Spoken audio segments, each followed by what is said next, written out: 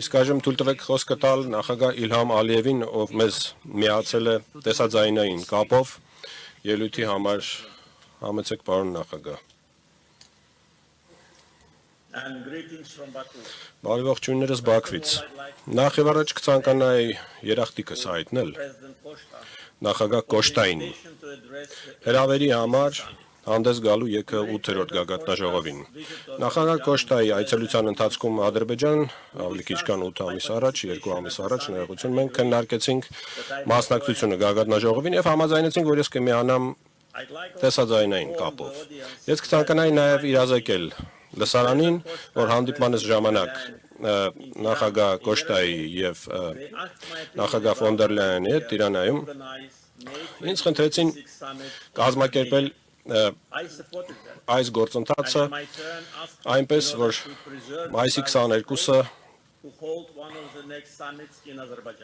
22-ին խնդրեցին այնպես անել, որ ես մասնակցեմ Երևանում այս գագաթնաժողովին եւ ես 28 թվականի մայիսին իհարկե հրավիրեցի գագաթնաժողովի կազմակերպումը եւ անցկացումը Բաքվում։ Եվ Հայաստանը դրան նույնպես աջակցեց։ Սա հստակ ցույցում է,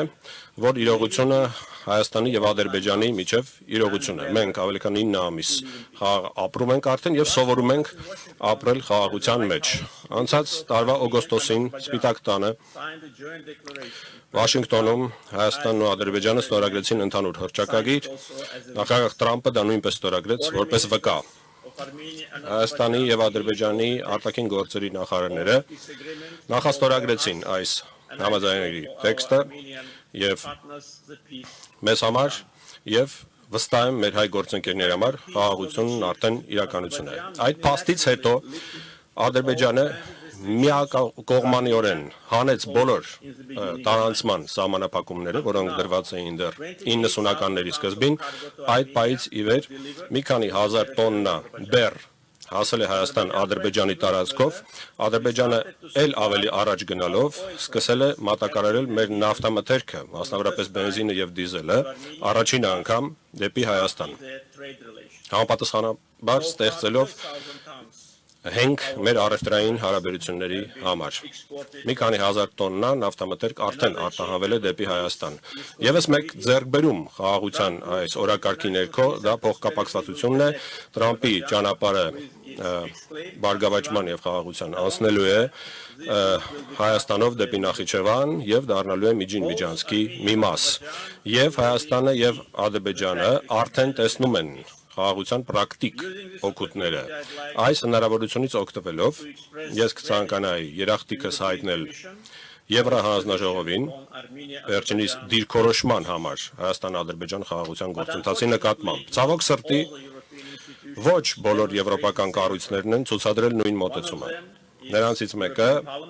Եվրոպական խորհրդարանն է եւ մյուսը Եվրախորհրդի խորհրդարանական վեաժողովը։ Ադրբեջանը Եվրախորհրդի անդամ է 2001 թվականի հունվարից, իդեպ որպես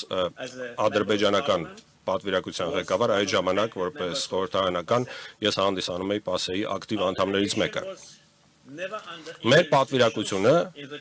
երբեք որևէ սահմանափակումների տակ չի եղել Եվրախորհրդի կողմից մինչև 24 թվականի հունվար, սեպտեմբերին 23 թվականի Ադրբեջանն ավարտեց սեպարատիզմը Ղարաբաղում, մենք իրականացրեցինք ՄԱԿ-ի Անվտանգության խորհրդի 4 ռեզոլյուցիաներ, որոնք թղթի վրա են մնացել 30 տարի։ 4 ամիս դրանից հետո ՊԱՍԵ-ն պատժամիջոցներ կիրառեց մեր պատվիրակության նկատմամբ։ Ցավոք սրտի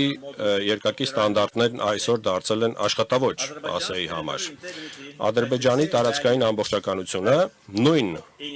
արժեքն ունի, ինչպես ցանկացած այլ երկրի տարածքային ամբողջականությունը, եւ այս հարցում երկակի ստանդարտներն անընդունելի են։ Հիմա Եվրոպական խորհրդարանի մասին։ Այս հավաքը խաղաղության գործընթացին նպաստելու փոխարեն սաբոտաժի մասին է խոսում։ 21 թվականի մայիսից 6 ամիս երկրորդ Ղարաբաղյան պատերազմի ավարտից հետո մինչև 26 թվականի ապրիլի 30-ի Եվրոպական խորհրդարանն ընդունել է 14 ռեզոլյուցիա որոնք շատ վիրավորական կերպով ստում են Ադրբեջանի մասին։ 14 ռեզոլյուցիա, պատկերացրեք 5 տարվա ընթացքում սևեռման նման մի բան է։ Վերջինը ընդամենը 4 օր առաջ կանխամտածված կերպով անմիջապես գագաթնաժողովից առաջ, այսինքն անդամ պետությունների հիմնարար խնդիրներին անդրադառնալու փոխարեն, ինչպես այլատյացությունը, իսլամոֆոբիան, հակասեմիտիզմը, միգրացիան, մրցունակության բացակայությունը,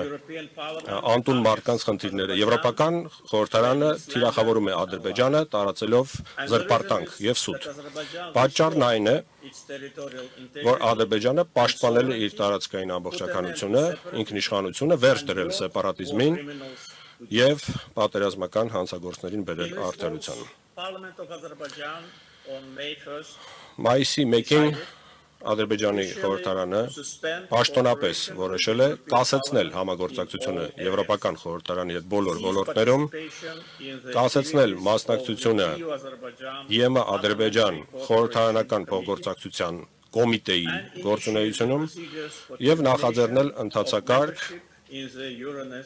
Euronest-ի խորհրդարանական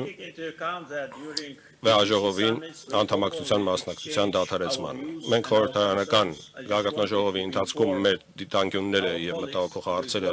բացահայտ կերպով արտահայտել ենք, ես պարզապես որոշել էի գործընկերներիս իրազեկել այս ուղղությամբ տեղի ունեցողի մասին, որպեսզի ապատեղեկատվություն եւ մանիպուլյացիաներ չլինեն։ Ավարտելով, թույլ տվեք շնորհակալություն հայտնել եւ շնորհավորել վարչապետ Փաշինյանին Հայաստանում ԵԿՀ գագաթնաժողովի անցկացման կապակցությամբ եւ նշել, որ չնայած բոլոր այն մարդկանց ջանքերի, ովքեր փորձում են խաթարել այս գործընթացը, Ադրբեջանը միտված է խաղաղության օրակարգին եւ իմ հայ գործընկերոջ ելույթը շատ հստակ դա ընդգծեց։ Մաղթում եմ հաջողություն գագաթնաժողովին, շնորհակալություն։